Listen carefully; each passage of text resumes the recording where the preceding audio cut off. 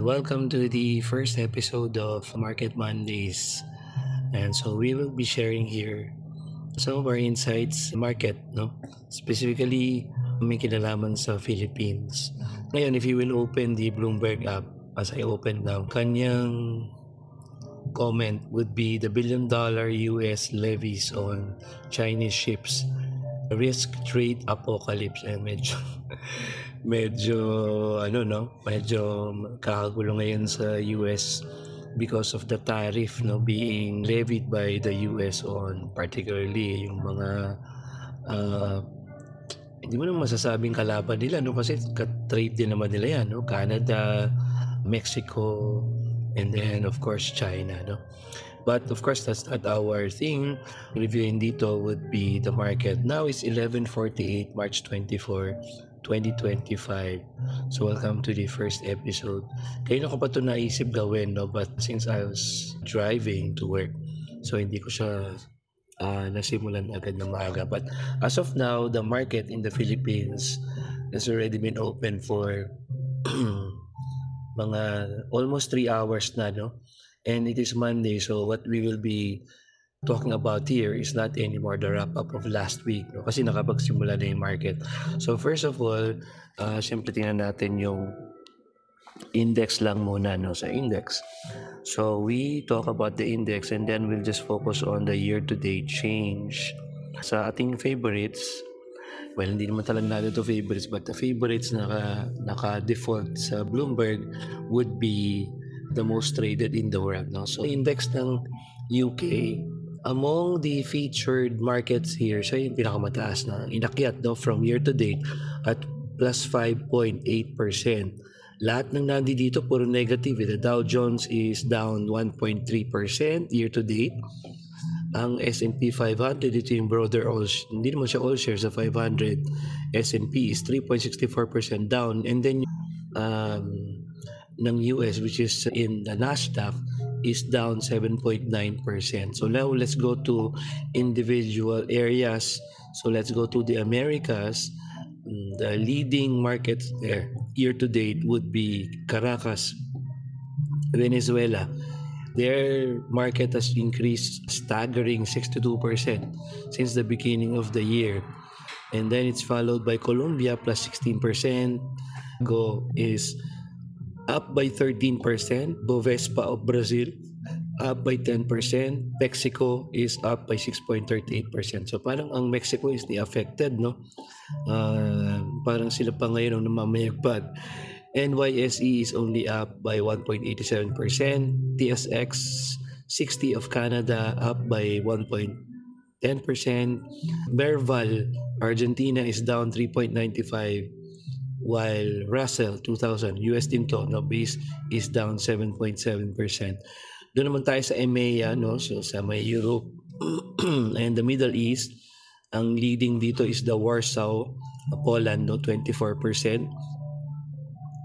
Followed by FTSE Athens, no, yung Athens, so sa Greece is plus 17.3%, Austria plus 17%, Madrid General, so that is in Spain, 16% up. Greece is up 15.48% at this time, followed by ABEX 35 of Spain, 15.14. HDAX, so DAX of Germany is up by 14.9. MIB of Italy is up 14.19%.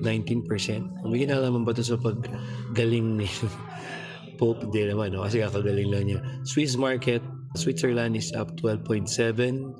Irish overall, Ireland is up 11.3%. Eurostoxx, ito yung pinaka, I think, broader, no? Kasi this is the stock, Eurostoxx 50 of Europe, up 10.78%. CAC 40 of France up 8.97%, South Africa up by 8.9%, S&P Europe 8.41%, Norway 7.6%, Portugal up by 6.59%, South Africa 6.45%, Stockholm, Sweden is up by 5.89%, Netherlands, AMS Midcap plus 4.54%, UK is 4.45%, AEX Netherlands 4.12%, Nigeria, ito na yung medyo mababa, no? Nigeria, all shares 1.98% lang yung up.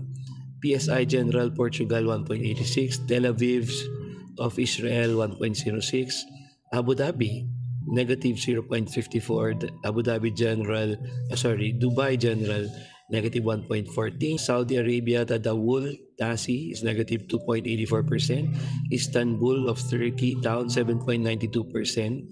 And then OMX Copenhagen, down 8.804. I think Bloomberg is not anymore tracking Russian data dito. Now for Asia, ayan, dito sa Asia, sino ba ang mga namamayagpag sa Asia? HS China, Hong Kong to, no? From Hong Kong is up 18.08, followed by KOSPI of South Korea, 10.02%, KOSDAQ of South Korea, plus 6.55, and then Singapore, 3.8%. Ayan, medyo mababa sa Asia, no? Nasa top pa tayo pero plus 3 na lang. No? Pakistan, Karachi up 3.08. Japan barely up at 0.28%. Shanghai Composite up by 0.14%. And then wala na, CSI 300 down at 0.36. Sa mga down nandito ang Philippines. No? Philippines all share negative 0.57%. So hindi naman umabot ng 1% yung all shares natin. Nifty of India, negative 1.25. Sensex of India, negative 1.58. ASX 300 and 200 of Australia, down almost 3%, 2.8. Taiwan weighted is down 3.63. Ito yung yung composite index natin. PSEI down 4.8% year to date.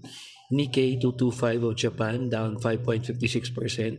NZX 50 gross, which is the New Zealand market, down 7.54%. Malaysia, Kuala Lumpur, down 8.26%.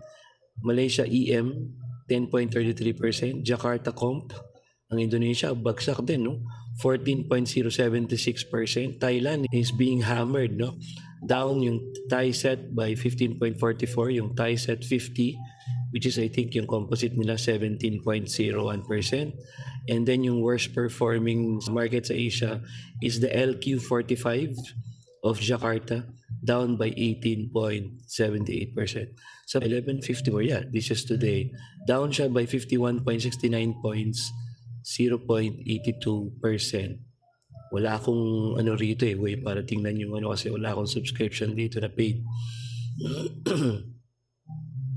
Okay, but I think that's already a good point for us. So the market is down a bit today, so we'll find out what's going to happen in the next couple of days. So we'll update as soon as we have the data at the end of the day. Okay, tingnan natin yung mga picks natin for this week. Thank you very much, and see you in the next episode.